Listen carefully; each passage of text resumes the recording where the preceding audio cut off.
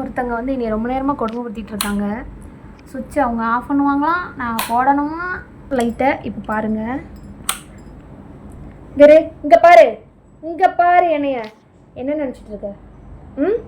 என்ன நினச்சிட்டு இருக்க நீ? இதோட 100வது டைம் நீ லைட் போடுற, நான் 100வது டைம் ஆஃப் பண்ணுறேன்.